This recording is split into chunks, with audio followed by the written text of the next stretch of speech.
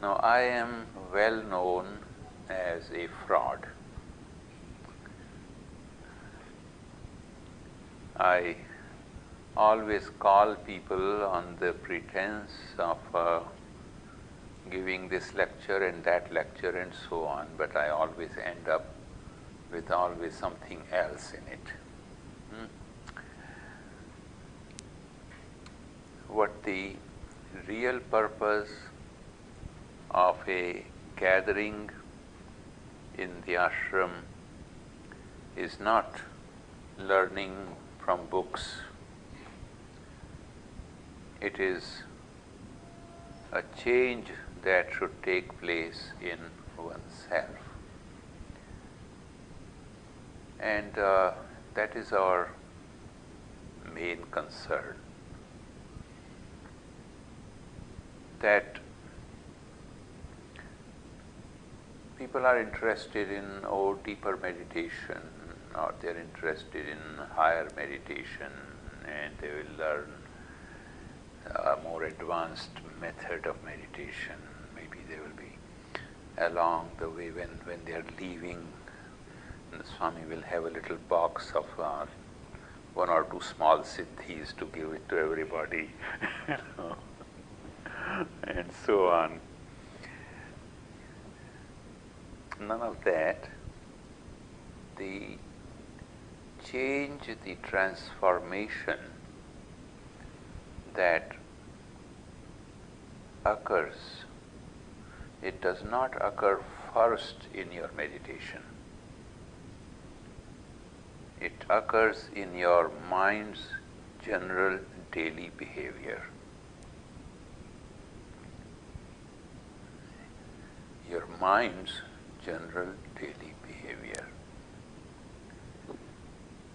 You should keep a journal. Whether you write that journal or do not write that journal. But keep a mental journal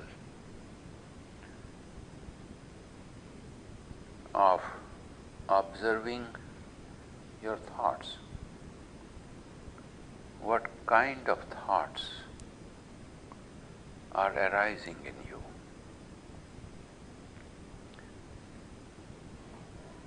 Many times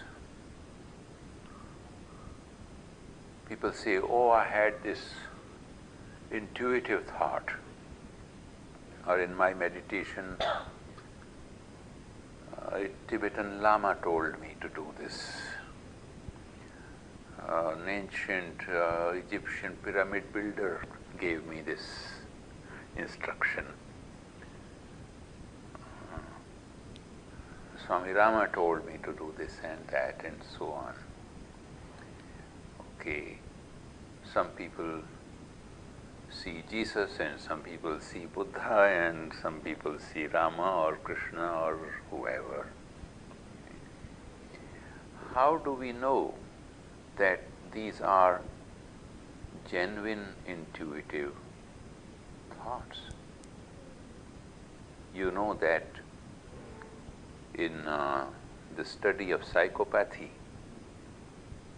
there are symptoms of religious mania, for which you have to get treatment. And one does not know whether one is actually going through a period of bhakti and utter devotion, or he is a religious maniac.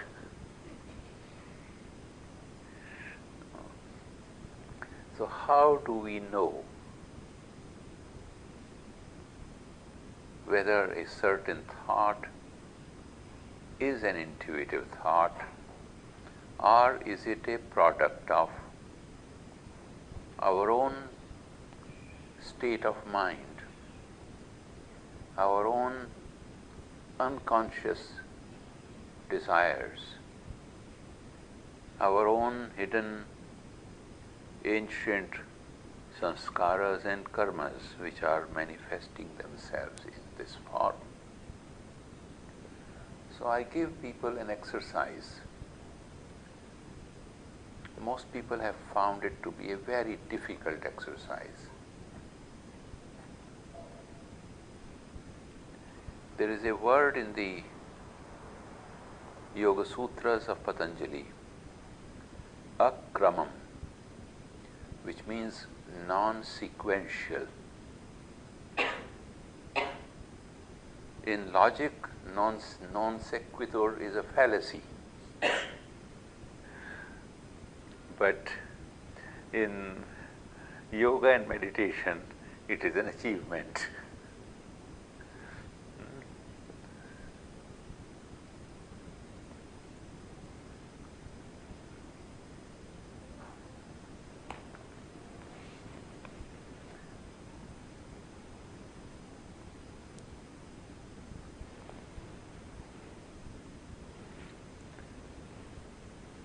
Okay.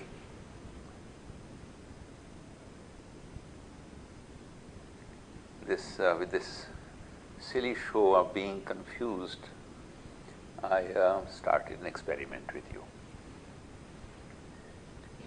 You got a thought, right? Now take this last thought you had.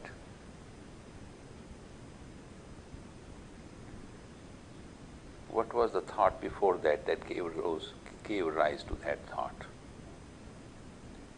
And what was the thought before that that gave rise to this thought? And what was the thought before that one that gave rise to this thought? And last group I had here, I think it was a group from Calgary, I said, go to your room, take any thought and write last 5 minutes sequence. Nobody managed it. Nobody could manage the last 1 minute sequence of thoughts.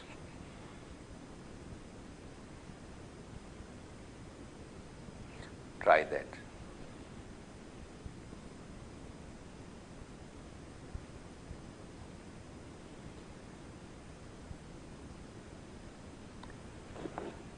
Okay. You take any thought now, take whatever thought you have and look back in your mind, last 1 minute sequence, from where that thought came and from where that thought came and from where that thought came and where that thought came.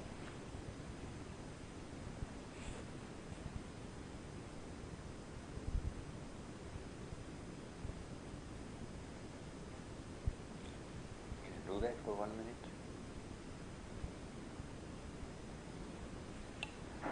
Okay.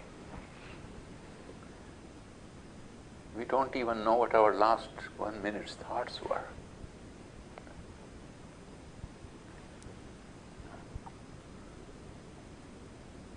Because we don't observe them.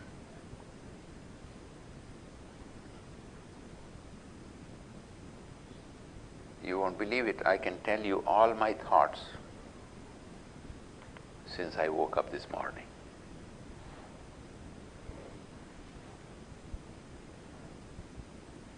Because I observe each thought. The thinker and the observer are not the same faculty. The thinker in me and the observer in me are two different faculties.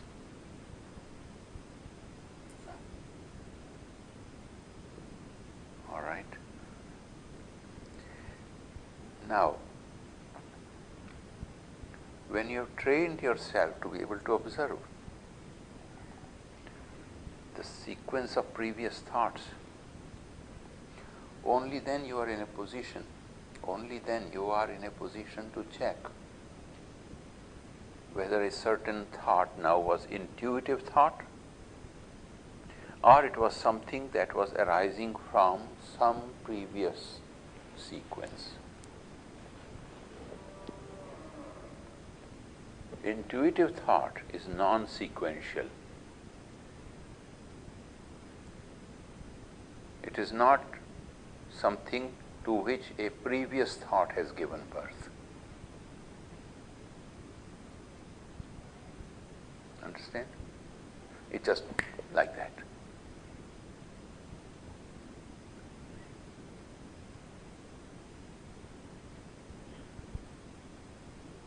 Because even in meditation, as you know, this reverie, this flow of sequential thoughts continues. Some of those thoughts may be refined, may be sattvic, but they are produced by other thoughts. If a thought has been produced by another thought, it is not intuitive thought. That is the sutra. If a thought has been produced by another thought, it is not intuitive thought.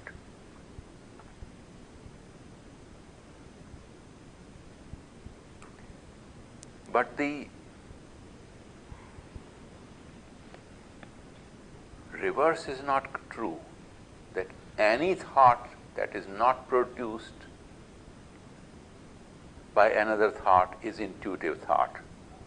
That is not correct.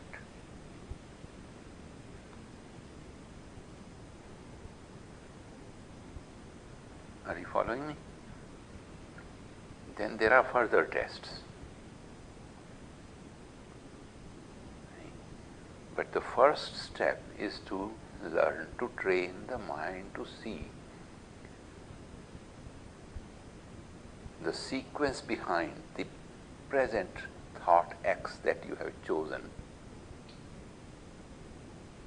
to check its origins. Okay. All right.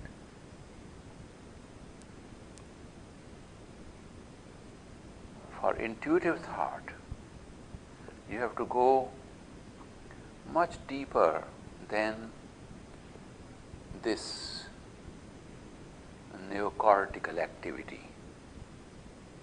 the activity of the conscious mind. It's a different place. But deeper does not always mean the same thing. When you dig into the ground, well, you dig. Some places you come to the rocks first. Some places you come to the sandy sediment first, and then you come to the rocks. Some places you start digging and within 5 feet you find water. The mind is that kind of your hidden part of the mind is that kind of a terrain. Oh, I went deep inside myself and I found this. Okay. Exactly where it was that you were really drilling. And following the same process, next time you may not arrive there. No. All right. So, I'd like you to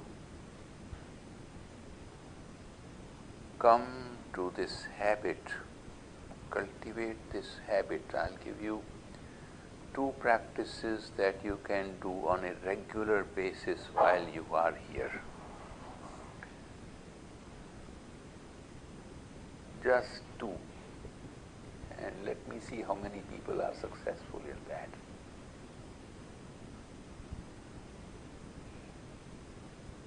One practice is divided into 2 sections.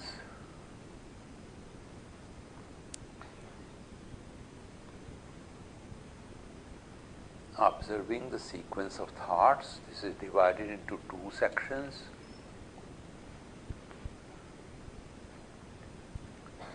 Maybe we should, someone will write it down and give it to you. Okay.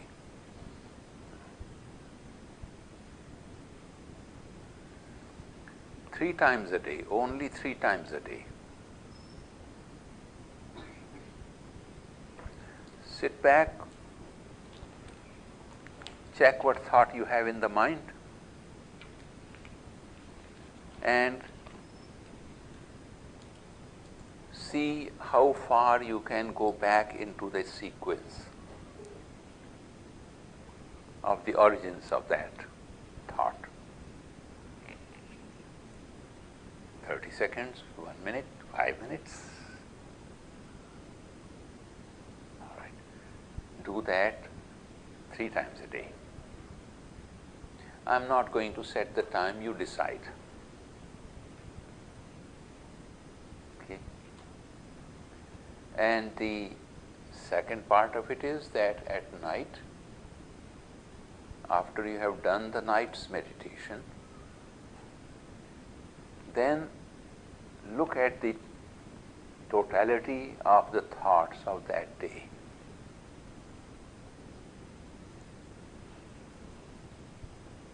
And what kind of thoughts have predominated.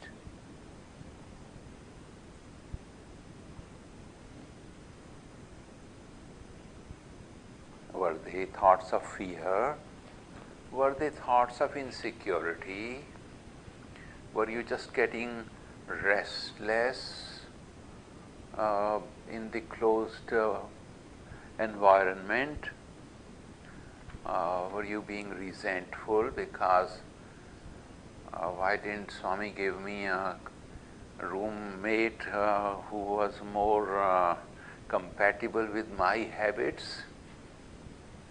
Now remember, the roommate is thinking the same thing. And you're both smiling at each other.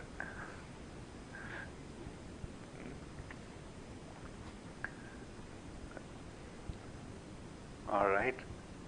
So what kind of thoughts? And as you proceed over 10 days, has the total content of your thoughts changed from the more tamasic and rajasic to the more sattvic ones?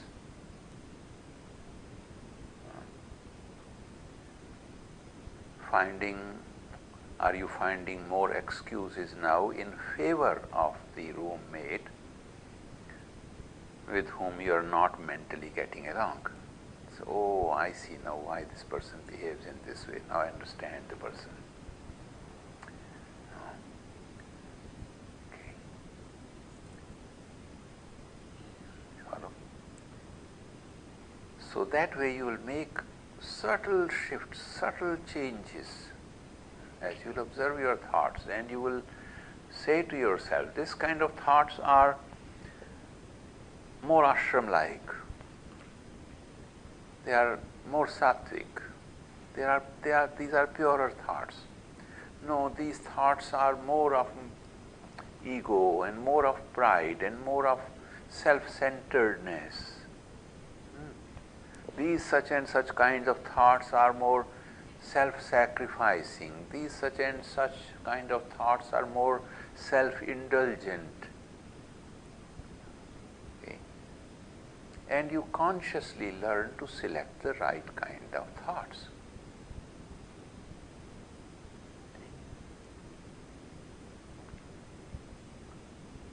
That is just a start. As you progress,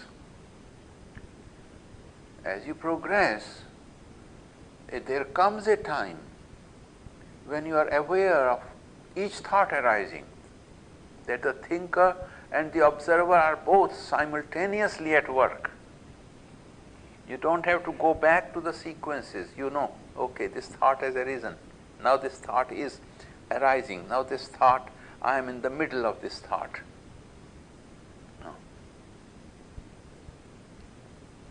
These practices of self-observation are very important.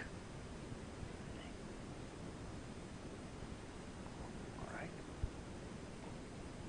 So that is one practice. One does not need to have a very detailed textbook about it. You work out your own systems, your own methods.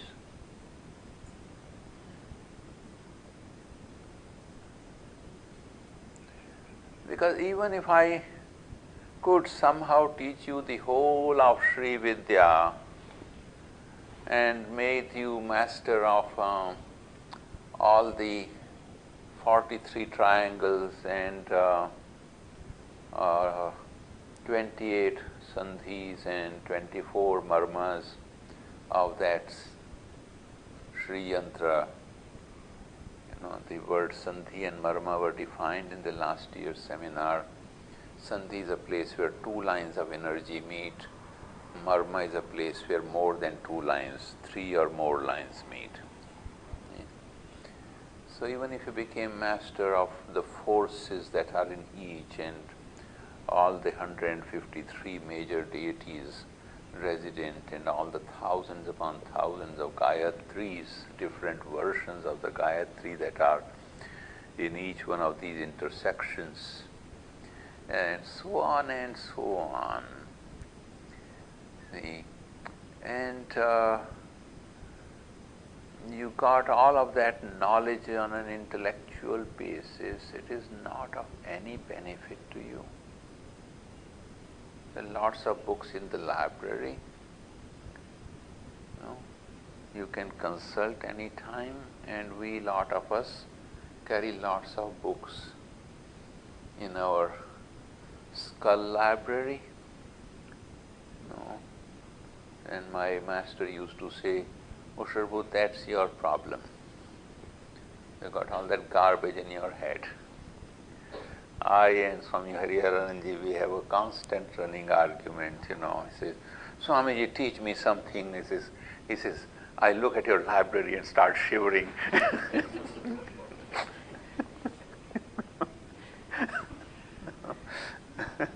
And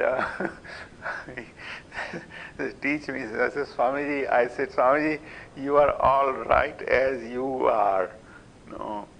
I've got my head stuffed with all this straw, and that's what's keeping me back. All this knowledge from books and texts and shastras and scriptures is all, at a certain point it becomes a block. A boat is for crossing over, but then at a certain point after crossing over the river, if you start keeping on dragging the boat, you will not reach anywhere. So this intellectual knowledge, this curiosity, is not beneficial. See, those of you who were here last year, how many of you remember last year's Śrī Vidyā lectures?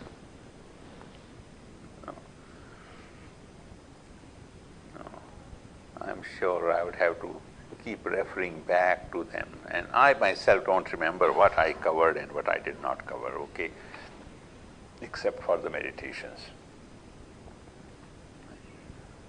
So nowadays I'm giving people a very simple practice, very, very, very, very simple and easy to do.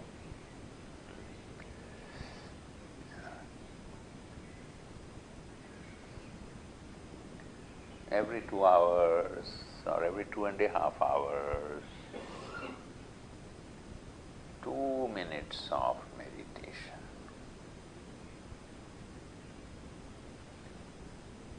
In that 2 minutes of meditation, you resolve that for those 2 minutes, there shall be no extraneous thoughts,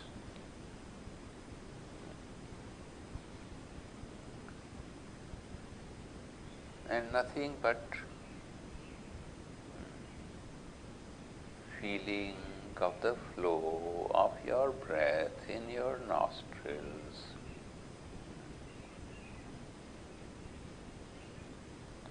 without interruption, breathing slowly, gently and smoothly.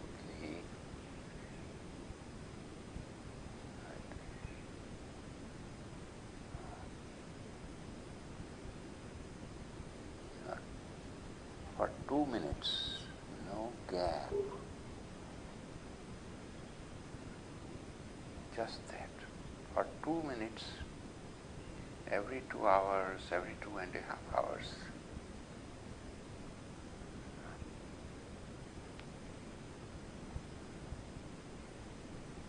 if you can master this closing of the gap for 2 minutes, 5-6 times a day, you will see the change that will take place in you before you leave this place.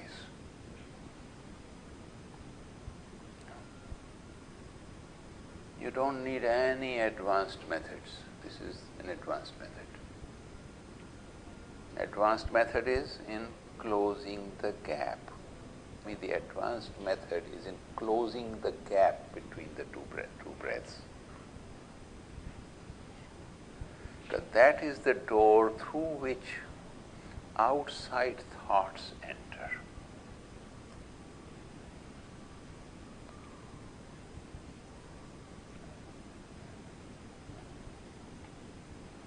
Just close that gap. 2 practices.